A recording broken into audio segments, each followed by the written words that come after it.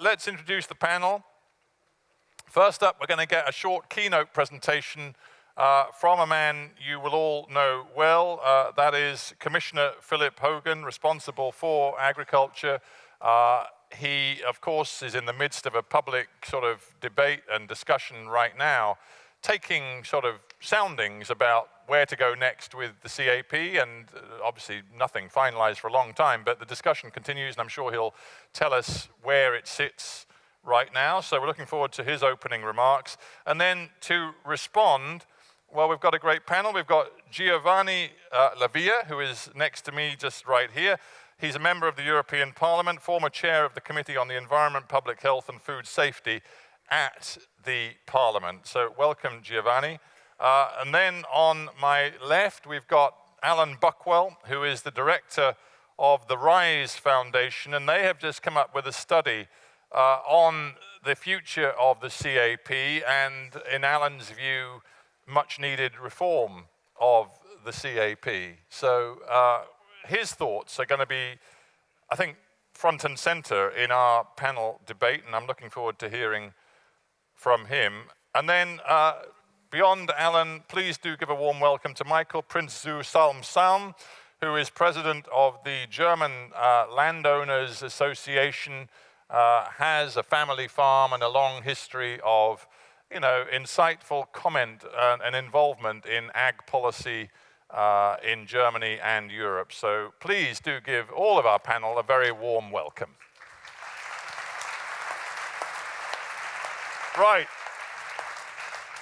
By the way, it does seem a bit presumptuous of me as a Brit representing a Brit institution to be chairing today, given that we're launching Article 50 tomorrow, but you've all shown great forbearance. Nobody, even during coffee, said, "What the hell are you doing here?" So I thank you for that. So let's not kick over that really rather difficult experience anymore. Instead, let's listen to Commissioner Phil Hogan.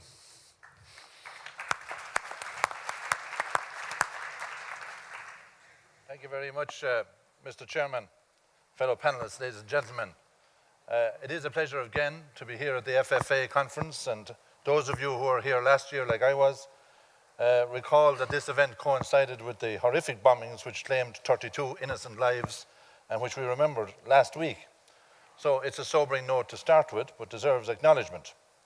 But I am genuinely pleased to be back again, and I want to congratulate the organisers on putting such a great programme together, not alone on your 10th anniversary, but on the fact that you've now established this event as one of the key stakeholder events, and an event that seems to go from strength to strength. I want to congratulate you too on this, the title of the session. Simplification and modernisation of the CAP, of course, has to be taken into account in the context of your title. And is the Common Agricultural Policy fit for the SDG age?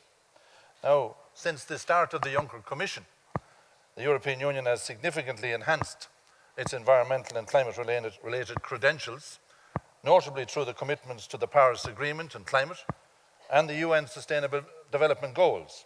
And agriculture and forestry have an enormous role to play in contributing to the European Union's commitments, and in order to realise that potential, we need to have a policy that enhances our environmental sustainability and our climate resilience. Before anybody jumps to the conclusion that the Commission's decision to proceed with the simplification and modernisation of the CAP is an acknowledgement that the policy is totally broken or unfit for the SDG age, I just want to put a few facts in perspective. As we mark the 60th anniversary of the Treaty of Rome, there has been a lot of reflection on the successes and failures of the European Union in its different manifestations. In my view, the Common Agricultural Policy, which was established in the context of food security after the Second World War, has been one of the real successes of the European Union. And this year it marks 55 years of existence and support for European farmers and European food production. The CAP has ensured food security in Europe, and today it provides food security to millions of people, of course, way beyond the European Union. But of course it's also making its contribution towards helping farmers in those countries outside the European Union to help themselves and to feed themselves. The CAP ensures that the people of Europe have access to the highest quality food and produced to the highest standards in the world. And if we are to maintain food security and the highest food standards in the world, we have to continue to support our European farmers through a policy in this case, the Common Agricultural Policy. It's a policy that reaches to all parts of the European Union's territory, even to the most marginal rural areas. And this is where we need to act. The highest rate of poverty in the European Union today is in our rural areas, notwithstanding the efforts of the Common Agricultural Policy. We are the largest employer in the European Union, 44 million jobs, directly and indirectly, and this makes a big impact on our rural areas. So having said this about the policy, of course it is clear that it needs to adapt and modernise to the 21st century. Food has to be put at the centre of the debate, and farmers' actions have to be directed accordingly. We must remember that the policy is an economic, environmental and social policy, and each one of these objectives is as important as the other. The choice is not a binary choice between one objective and another.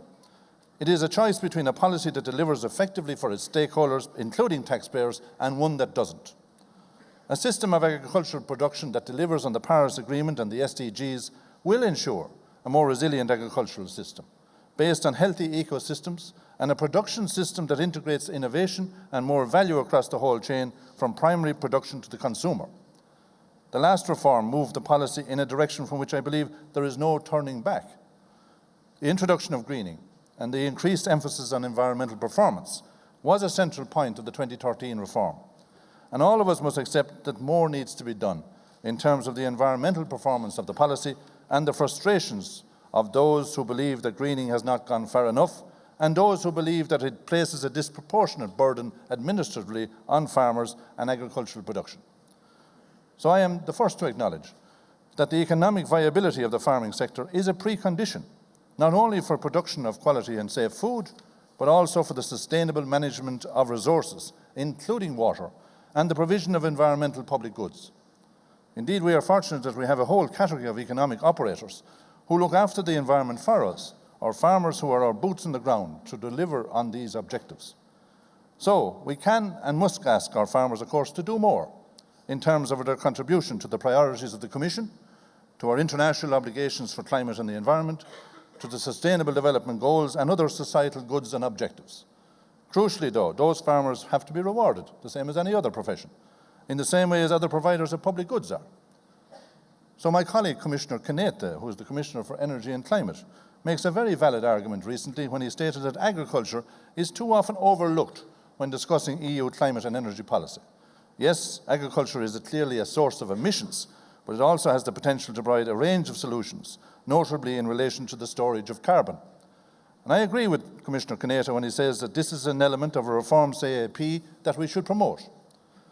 As an environmental policy, the CAP is already making a significant contribution, but in the words of the school report, it can do better. We need to invest more and better in knowledge transfer and innovation in order to produce more from less and to produce better. This may include more use of new technologies like precision agriculture, but it can also include the reintroduction of traditional farming techniques in certain areas.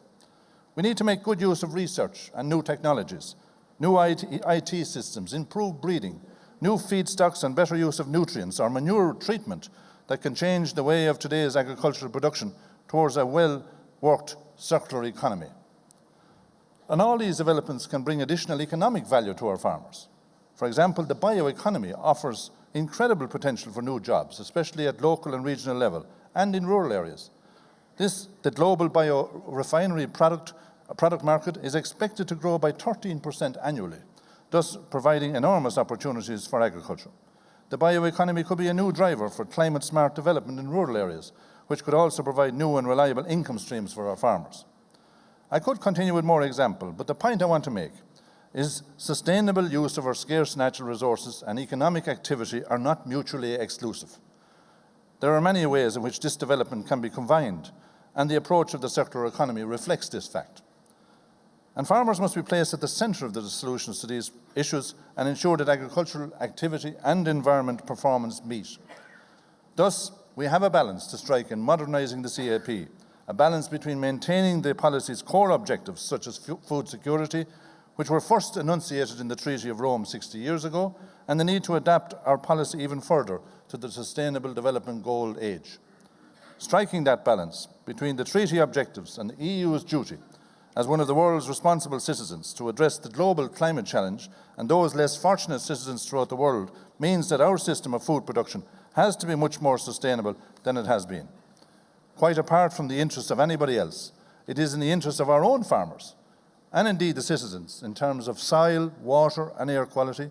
Sustainability has been something of a buzzword for some time and included in many speeches, such as mine, as some kind of rhetoric and platitude. But I want to say to you today that the days of rhetoric and platitudes will have to stop. It is now time for reality and action. Consumers, that's all of us, have a role to play. We have to become more demanding, more discerning.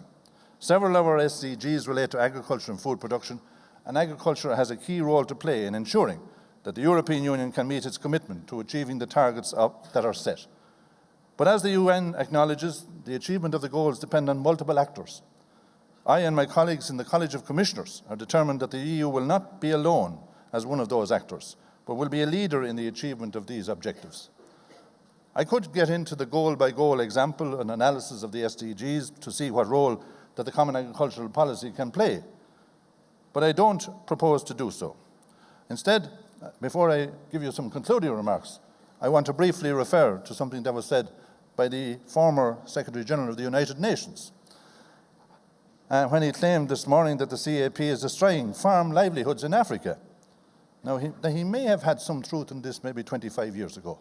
That's a long time ago. But our support in the Union for farmers does not distort markets or trade. We give duty-free access to all African agriculture. We do not give any export subsidies anywhere in the world. In fact, the European Union led these negotiations in Nairobi in December 2015. And obviously, Mr. Annan has not heard about this.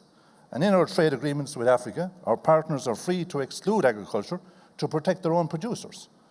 And the European Union and member states are by far the biggest providers of development aid to the developing world, much of which goes to improve farming in Africa.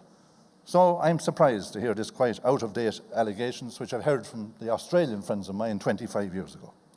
I'd like to conclude my contribution by saying that the CAP is contributing somewhat positively in the very many of the areas that became SDGs 2 years ago, but it can do more.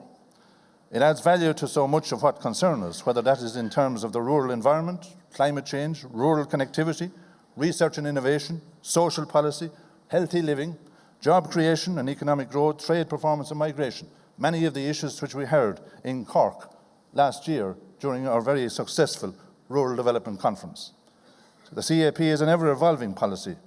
It now needs to evolve further to meet the new challenges, and it will. And I need your input and constructive contribution as part of the dialogue that we have commenced on the 2nd of February under our public consultation to give us your views about how the CAP can deliver on the demands of society to ensure that in the future it is a policy that is fit for the SDG age. Thank you.